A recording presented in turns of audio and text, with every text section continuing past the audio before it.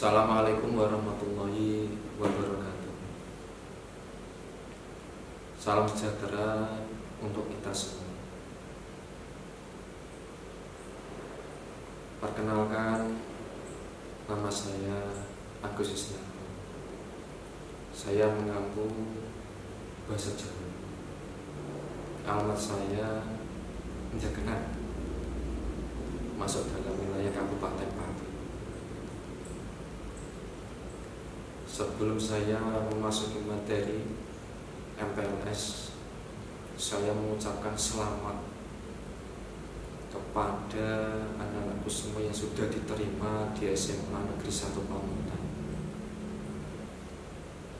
Pada kesempatan kali ini, saya akan memberikan materi sedikit, yaitu materi yang telah terjadwal di MPLS SMA Negeri 1 Pamutan, yaitu tentang tata krama sopan santun dalam pergaulan. Pada saat ini memang untuk masalah tata krama sudah sedikit meredup karena terindikasi sudah banyak sekali anak-anak yang tidak bisa bahasa Jawa kromo dan juga sopan santun terhadap orang tua, guru maupun yang lain itu sudah sedikit tidak mempunyai. Ini sangat riskan sekali. Karena apa? Pada dasarnya tata krama itu terdiri dari dua kata, yaitu tata dan krama. Tata sendiri bisa diartikan sebagai adat, aturan, norma, dan krama sendiri, nah ini bisa diartikan sebagai sopan santun, tindakan yang tercermin dalam kehidupan kita sehari-hari. Tata krama berarti ketika digabung menjadi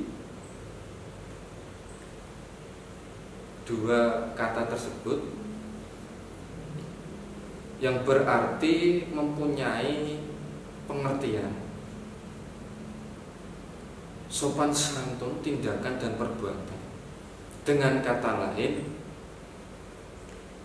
kita harus memiliki adab sopan santun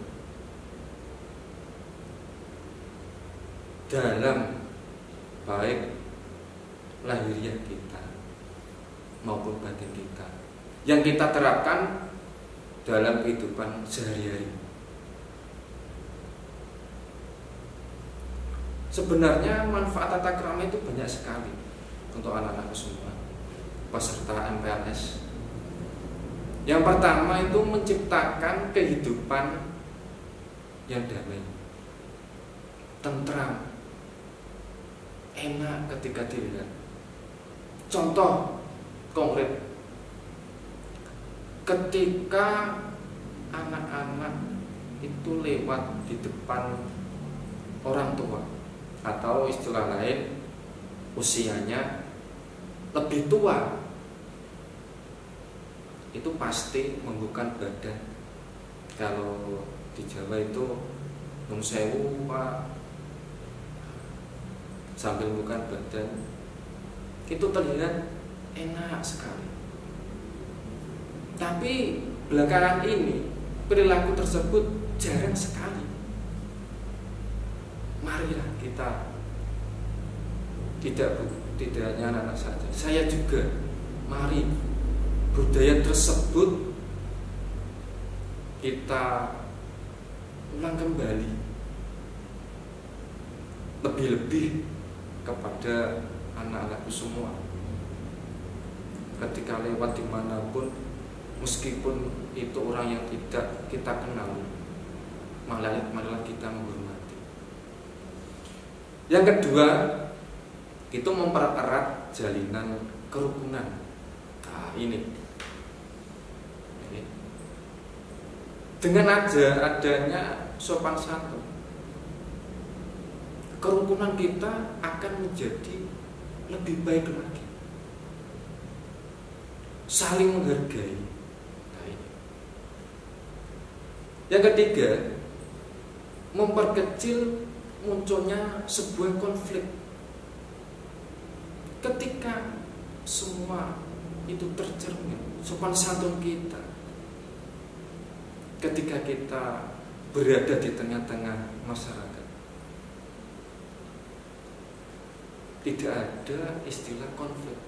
Karena apa? Semua yang tercermin itu baik. Seperti itu.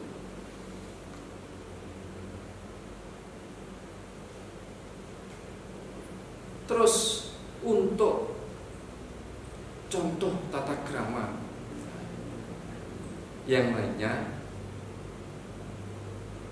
kita bisa dimulai dari hal yang terkecil. Yang pertama, ketika kita berbicara dengan orang tua kita sendiri, mari kita menggunakan basa Jawa Kromo. Pasti anak-anakku semua tahu bahasa Jawa Kromo itu apa.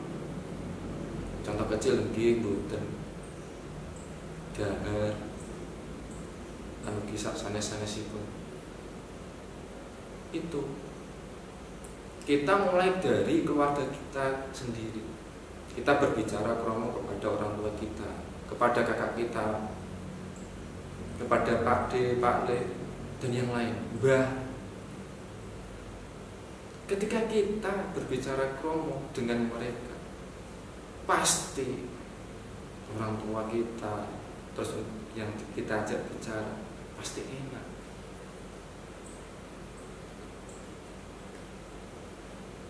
Selanjutnya, ketika sudah berbicara dengan basa kromo, mari kita upayakan ketika masuk rumah, ucapkanlah salam terlebih dahulu. Sebelum kita mengucapkan salam, ketika posisi rumah kita atau mungkin rumah Pak D, Pak Le dalam kondisi tertutup, jangan sekali-kali kalian membuka. Ketuklah pintu terlebih dahulu. Diketuk sambil mengucapkan salam, assalamualaikum, seperti itu. Jangan sampai kita membuka pintu terus masuk seperti biasa. Jangan. Kita harus memiliki etika ketika bertamu. Selanjutnya, ketika kita sudah memiliki perasaan itu, pasti akan tertanam ketika kita keluar dari rumah, pamit pada orang tua kita, kedua orang tua kita, bapak, ibu. Upayakanlah ketika kalian nanti keluar rumah, meskipun dalam kondisi apapun, kalian harus pamit terlebih dahulu kepada kedua orang tua kalian. Wajib. Bu, kalau badhe kisah wonten sekolah. Bu, kula badhe tumbas gendis. Bu, kula badhe tumbas buku. Pak, kula badhe medal riyen, kula badhe wonten griyane rencang kula. Seperti itu pamit. Karena apa? Kedua orang tua kita pasti tidak kebingungan ketika kita belum pulang. Karena apa? Kita sudah pamit terlebih dahulu. Bayangkan saja ketika kita tidak pamit, beliau pasti merasakan kebingungan karena anaknya belum pulang. Ibarat kata mengatakan bahwa anak itu sebagai cita-cita hidupnya. Karena apa? Besok kelak pasti orang tua meminta satu, yaitu apa? Tolonglah ketika nanti saya tidak ada, kirim doa pada saya. Itu pasti. Tidak ada mengatakan orang tua, nah sekarang bapak sudah tua, tolong carikan uang untuk bapak, untuk ibu. Tidak ada. Pasti mereka mengatakan seperti itu. Doa anak ketika orang tua tidak ada, itulah yang mereka inginkan. Selanjutnya ketika kalian sudah pamit, ciumlah tangan kedua orang tuamu. Cium tangan terlebih dahulu ketika kalian pamit. Itu. Ketika kalian mau kemana-mana, pamitlah kepada orang tuamu. Terus cium tangan, habis itu keluar salam lagi. Assalamualaikum. Kalian tiba pun, seandainya kalian pergi sekolah terus pulang, tiba di rumah, kalian ketuk pintu salam. Assalamualaikum. Cium kedua orang tuamu tangannya. Seandainya ada bapak, cium tangannya. Ada ibu, cium tangannya ibu. Pasti mereka senang sekali. Itu pasti.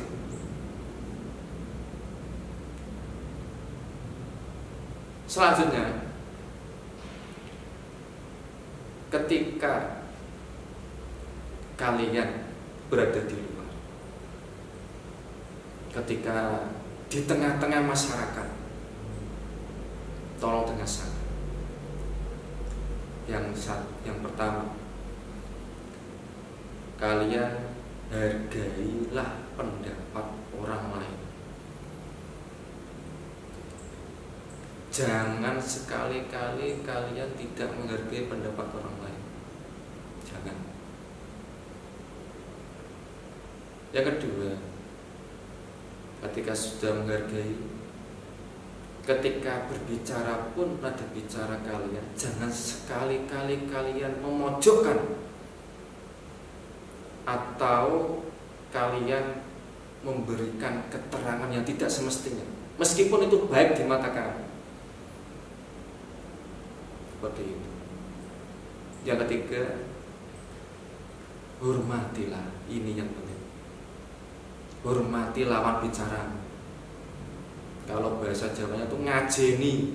Kalau kalian dihormati oleh orang lain, pasti kamu akan merasa senang. Sebaliknya, kalau kalian tidak dihormati oleh orang lain, pasti kalian tidak senang. Seperti itu. Mari anak-anakku semua, ketika kalian ini sudah beranjak dewasa, permasalahanmu semakin banyak, bukan semakin sedikit. Mentalitas kalian akan diuji mulai detik ini, karena usiamu sudah menginjak dewasa. Apalagi kalian sudah masuk ranah SMA, permasalahan semakin banyak. Tolong dengan sangat sopan santun. Meskipun kalian berbicara dengan sesama usia, seandainya ini usia 14 tahun atau 15 tahun, sama usia 15 tahun, 14 tahun, tolong hargai, berbicara yang baik. Semakin banyak temanmu, maka akan semakin baik pula apa yang engkau rasakan. Anak-anakku semua, kalian sudah masuk di kelas 10, tolong dengan sangat tugas-tugas yang diberikan Bapak Ibu guru dikerjakan. Adakan sebuah komunikasi yang baik dengan Bapak Ibu guru. Komunikasi itu penting sekali. Jika ada masalah, cerita sama Bapak Ibu guru. Kalau seandainya kalian istilahnya tidak mau, tolong cerita dengan wali kelasmu, dengan guru BK. Itu penting sekali. Komunikasi itu adalah jalan yang terbaik. Tidak ada orang yang kena sebuah masalah itu langsung tidak ada komunikasi, tidak ada. Semua harus dengan komunikasi. Maka dari itu pentingnya sebuah sopan santun dalam berperilaku, dalam dimanapun kalian berada itu sangat penting sekali. Ketika kalian berada di tengah-tengah masyarakat yang luas sekali, seandainya kalian pergi ke Semarang, kalian tidak tahu mana arah jalan, kalian tanya dengan baik. Bapak saya kula badhe pirsa, kula badhe kesah wonten Wonosobo niki kula numpak bis pundi nggih. Seperti itu. Kalian tanya dengan baik. Pasti orang itu akan menjawab dengan baik. Seandainya kalian bertanya dengan tidak baik, terus tidak menggunakan sopan santun yang baik, pasti kalian tidak dikasih tahu kemana jurusan ke arah Wonosobo. Dan kalian naik bis Wonosobo, pasti kalian tidak dikasih tahu. Seperti itu anak-anakku. Untuk yang terakhir kalinya anak-anakku semua peserta MPLS, saya hanya berpesan ada 3 hal yang ingin saya sampaikan. Yang pertama,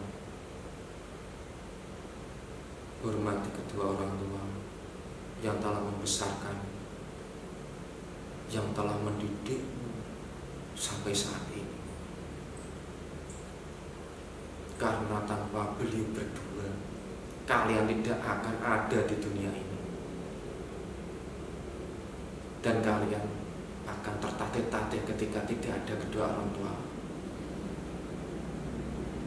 Yang kedua, tolong dengan sangat tata krama, sopan santun dalam kalian bertingkah laku, berbicara, tolong ditata dengan baik. Jangan sampai ada hati yang tersakiti ketika anak-anakmu semua berbicara. Jangan sampai. Itu pasti akan terngiang-ngiang oleh orang yang mendengarkan perkataan tersebut. Yang ketiga, mari kita perbanyak teman. Mari kita perbanyak teman, jangan perbanyak musuh. Semakin banyak teman, relasi kita akan semakin baik. Perlu diingat untuk anak-anakku semua, jaga ketika kalian berperilaku ketika di depan teman-teman. Hanya itu saja yang saya sampaikan. Semoga kalian sukses semua. Jangan sampai kalian lupakan kedua orang tuamu yang telah membesarkanmu, guru, dan semua saja yang telah mendampingi darimu hingga sekarang, hingga kamu kelak akan menjadi sukses. Sebelum saya akhiri, anak-anakku semua, ini adalah musim pandemi. Jangan lupa taati protokol kesehatan. Jangan lupa kita pakai masker, jaga kondisi tubuh, dan tetap semangat.